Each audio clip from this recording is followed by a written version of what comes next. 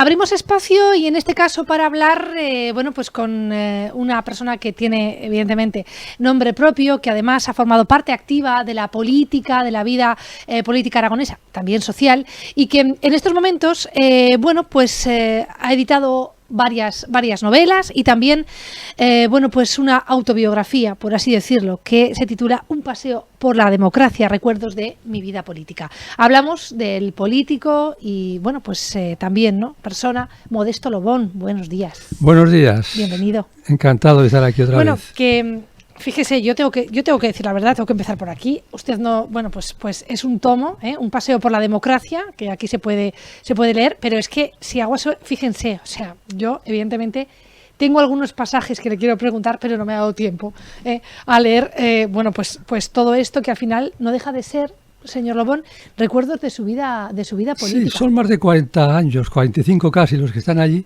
Y la verdad es que he querido poner todo lo que me acordaba y todo lo que está documentado en las actas de los sitios donde he estado, pues en primer lugar para recordarlo yo mismo y luego para que lo recuerde quien quiere tener idea de ello. Un paseo por la democracia. ¿Por qué? ¿Por qué este título? Y bueno, pues yo qué sé, habría infinidad de más, ¿no?, que usted haya vivido, momentos y experiencias que además se comparten aquí, pero ha decidido llamarle así, ¿no? Bueno, pues el título sí tiene una doble razón de ser. Primero, es por la democracia porque yo empecé la vida política cuando murió Franco, justamente en el año 1975 hasta ahora, y todo lo que he hecho durante la vida democrática.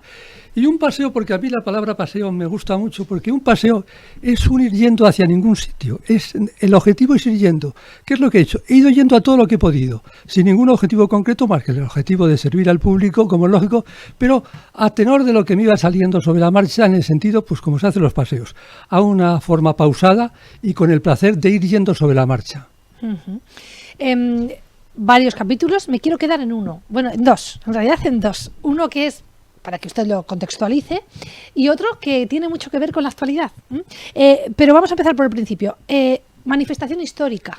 Usted fue protagonista de una manifestación que nos llevó, si me permite la expresión, mucho más a autoconocernos, ¿no? Sí, bueno, yo y más de 150.000 personas, que fue la manifestación más grande que hubo en Aragón, con motivo de pedir la autonomía plena para Aragón, encabezada por Juan Antonio Bolea, que fue primer presidente de la autonomía de Aragón. Fue histórica porque realmente se puso en pie todo el mundo pidiendo, ya había democracia, pero pidiendo además de democracia autonomía, que es lo que tenemos ahora. Y por eso me parece que es histórica, porque arrancó toda una época en la que afortunadamente vivimos ahora gozosamente. ¿Cómo fue ese momento? ¿Cómo fue esa manifestación? ¿Qué recuerda usted? Pues fue verdaderamente emocionante porque en primer lugar hacía un día maravilloso, un sol que también es importante, que acompañe. Que es importantísimo, acompañó el sol, la luz, y la luz del sol acompañaba también a la luz de todos los que íbamos allí, que íbamos encantados de pedir lo que luego fue una realidad en la que hemos vivido todos estos años. Esa es la realidad. Usted en este paseo, ¿no?, por la democracia cita nombres y apellidos que estaban ahí con usted, que acompañaron también a ese inicio de lo que luego fue, pues bueno, un movimiento aragonesista, campañas evidentemente, ¿no?, pidiendo autofinanciación, incluso, si me permite la expresión ya, pues estatuto de autonomía. Usted va pasando por el Centro Democrático, después por el Partido Popular. Hay un capítulo donde habla del Estadio de la Romareda. Sí. Y nada tiene que ver lo que se pensó en ese momento con lo que ahora se quiere plantear. Por eso yo me gustaría preguntarle, ¿no?, por ese capítulo de su vida, lo que usted ha querido expresar aquí y lo que piensa también. Bueno, nosotros lo que pensábamos entonces, y yo en concreto como portavoz que era de aquella materia, era que hacía falta un nuevo estadio y al mismo tiempo hacerlo coincidente con una boca de metro. Porque nosotros hemos abogado siempre porque en Zaragoza existiesen las dos formas, el metro y el tranvía, de forma que hubiera una consustancialización, por así decir, de las dos. El tranvía pudiera servir fundamentalmente para la ciudad consolidada y el metro para la área metropolitana. Y como en aquella época no había ninguna de las dos cosas, nuestro planteamiento es que se estudiasen las dos, porque había tiempo y modo para hacer ambas cosas, de forma que Zaragoza fuera una gran metrópoli bien comunicada y que una de las bocas de metro coincidiese con el Estadio de la Romareda nuevo. Pero esto se quedó en agua de borrajas, claro. Se quedó en agua de borrajas porque el gobierno entonces del Partido Socialista decidió una línea de tranvía y no quiso saber nada del metro. Curiosamente, y lo tengo que decir porque es cierto, en contra de lo que en un principio quería el propio alcalde Bello, que también era partidario del metro. Pero como su socio de gobierno dijo que no, que metro no, que tranvía, no quiso problemas con el socio y nos quedamos con el tranvía solamente. Pero queda constancia de que hubo un debate muy amplio, nosotros lo forzamos hasta el punto que no fue posible, con el fin de que fuera posible ambas cosas porque eran totalmente compatibles. Yo me acuerdo que dije por aquellos plenos, cuando en una ciudad hay metro, el tranvía está condicionado por el metro. Y cuando en una ciudad hay tranvía, el metro está condicionado por el tranvía. Pero cuando no hay ninguna de las dos cosas, no tiene que condicionar nada y pueden verse las dos. Y en el futuro sería lo mejor. Y yo creo que esa hubiera sido la mejor forma de articular no solo la ciudad, sino también, y lo que es muy importante, el área metropolitana de Zaragoza. La verdad es que capítulos y anécdotas en este paseo las hay y muchas. Pero fíjese, usted habla de Luisa Fernanda Rudy como presidenta, sí, del alcalde Belloc.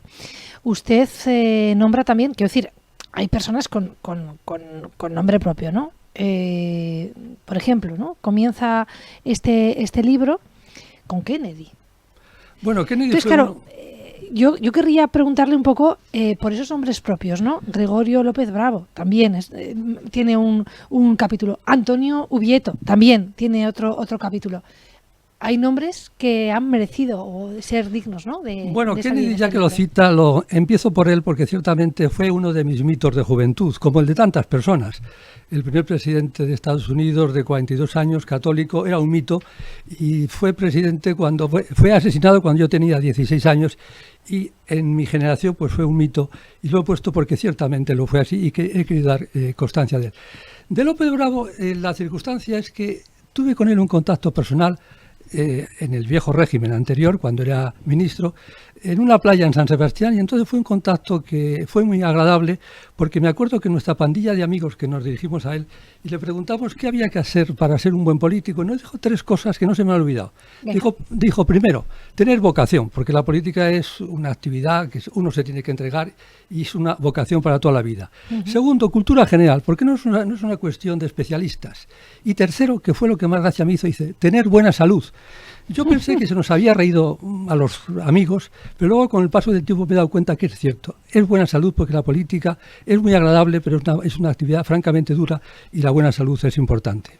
Vocación, buena salud y tener conocimiento de cultura general. Eran vocación, cultura general y buena salud. Nos dijo esas tres cosas y con el paso del tiempo se me quedaron tan grabadas que las he puesto en los recuerdos que tengo y sobre todo, como digo, nos pensamos que se reía de nosotros cuando decía lo de la buena salud y luego me he dado cuenta que sí que es cierto. Esto en cuanto al señor Ubieto. También hay una... No, perdón, López Bravo. López Bravo. Sí. También hay una en este caso de escritura, una distinción para Ramón Sáenz de Baranda.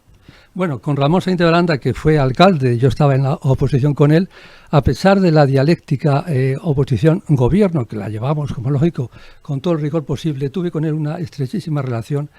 Yo creo que fue un gran político y fue sobre todo una gran persona y con él tuve una relación personal que no impedía que, por así decir, en los debates del ayuntamiento dijéramos cada uno lo que teníamos que decir, pero siempre con respeto hacia la otra persona, lo cual hace que las críticas se diluyen con el paso del tiempo y queda el recuerdo de la persona que fue, como digo, una gran persona. ¿Qué opinión le merece el alcalde Belloc? Pues con el alcalde Belloc pasó algo parecido con el alcalde Ramón Sáenz de Baranda.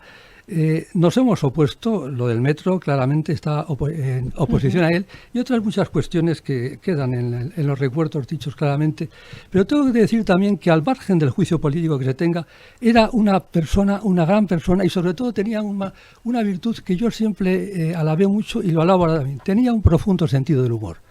Con él llegué a tener, y tengo afortunadamente, una amistad que nos permite vernos de vez en cuando, charlar, incluso hemos tenido comidas vis a vis solos, al margen de los debates políticos, porque tenía un sentido del humor que hacía que la conversación con él fuera fluida y agradable, y dejo constancia de ese sentido del humor y de ese buen hacer en ese libro que tengo escrito.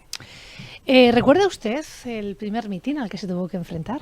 Pues sí que lo recuerdo porque fue un tanto emocionante porque era el primero, pero decepcionante porque no había casi nadie para escuchar.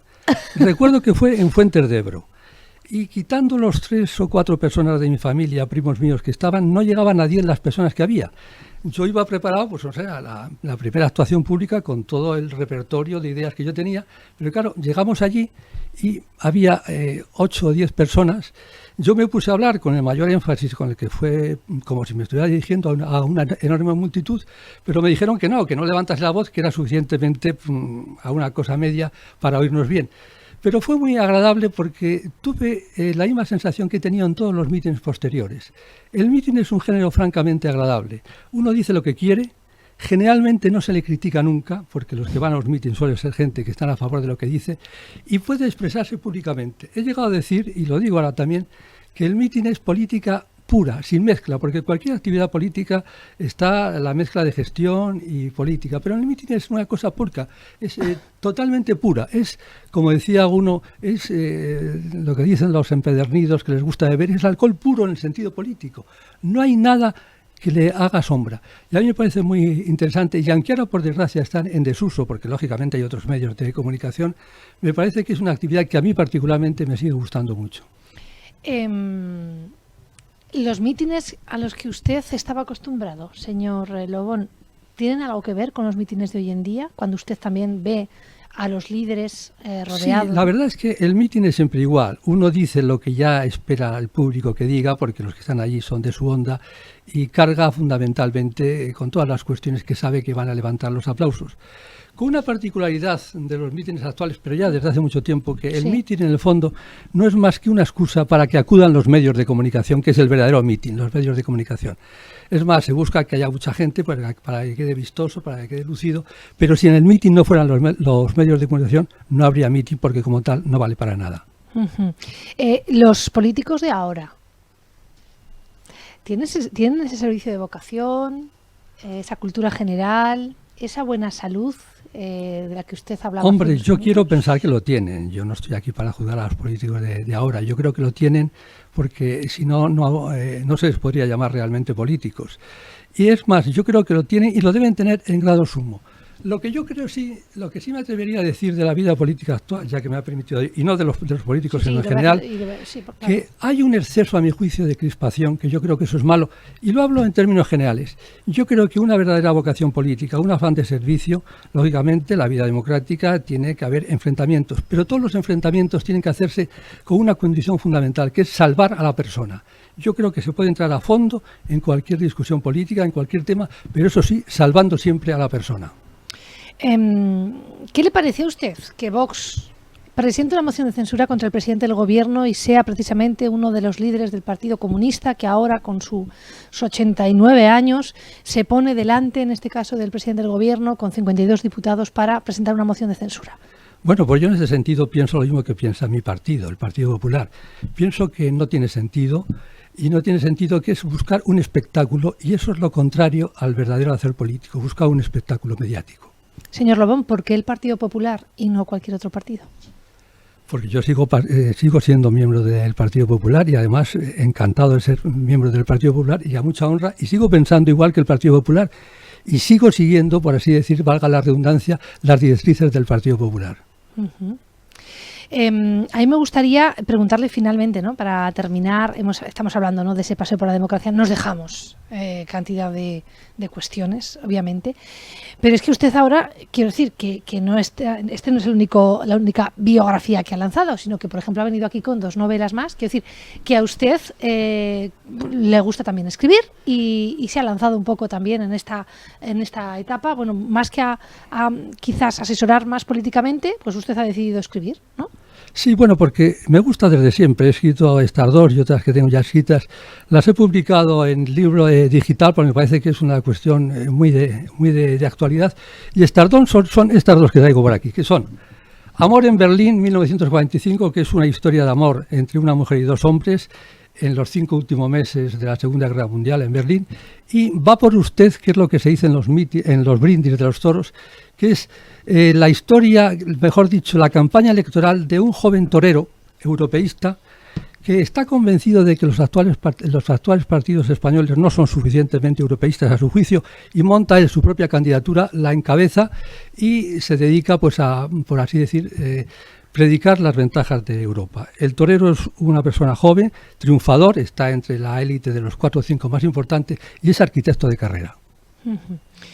Bueno, ¿dónde podemos encontrar estas novelas? Pues esto está en Amazon, Modesto Lobón Libros, amazon.es, ahí estoy.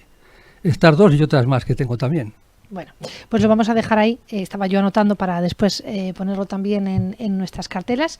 Señor Lobón, que gracias por su tiempo con nosotros. Bueno, pues encantado de estar aquí como siempre. Este paseo, todo esto que nos cuente, que sea la primera de muchas más entrevistas donde podamos conocer también. Pues muchas gracias, porque además esta entrevista me recuerda otras muchas que tenía aquí tiempo atrás que están también en esas memorias. Gracias. Gracias a ustedes. Bueno, pues con este paseo por la democracia que presenta el señor Lobón, una autobiografía y que nosotros también hemos querido darle espacio, vamos a llegar al final de este espacio.